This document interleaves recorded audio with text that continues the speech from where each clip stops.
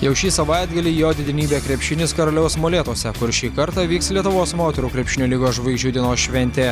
Kiekvienais metais organizuojamas renginys pritraukia vis daugiau sporto gerbėjų dėmesio. Visada pagrindinė, sakykime, rungtis, tai įveikti stipriausius Lietuvos vyrus, Lietuvos vyrų krepšinio lygos rinktinę, kurią sudarys klubų prezidentai, direktoriai, treneriai ir kai kurie buvę Lietuvos rinktinės žaidėjai. Kad mums būtų sunkiau, tai pasikvietėm Kęstutį Kemzūrą vadovauti vyrų rinktiniai.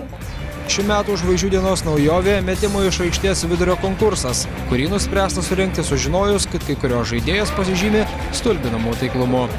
Lietuvos moterų krepšinio lygos treneriai pasiūlė surengti naują konkursą, tai metimas nuo centro arba tolimojo metimo konkursas. Man buvo labai įdomu, bet tiek treneriai, tiek žaidėjos informavo, kad jos meta nei kiek prasčiau negu vyrai. Nekartą nemačiau, tai man pačiai bus labai įdomu pasižiūrėti.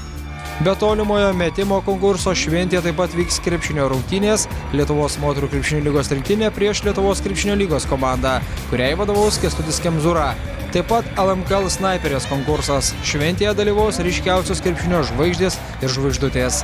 Taip pat žiūrovų lauks ir pramoginė programa bei kitos atrakcijos. Tai yra šventė ir manau, kad intriga, pačią žvaigždžių dienos intrigą kurs patys žiūrovai ir žmonės susirinkę, ir komandos, ir žaidėjos. Na, gal tokį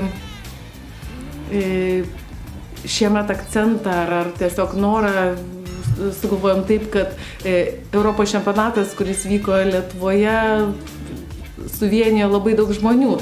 Tai kilo idėja pasikviesti amberius, pasikviesti jaunasias krepšininkes ir kai kurios dalykus atkartoti iš Europos čempionato. Bet tegu tai būna paslaptis, labai lauksiu visų Molėtuose ir visa moterų krepšinio lyga labai tikisi, kad tiek žiūrovai prie televizijos ekranų, tiek salėje susirinkusi žiūrovai pamatys daug ir įdomus.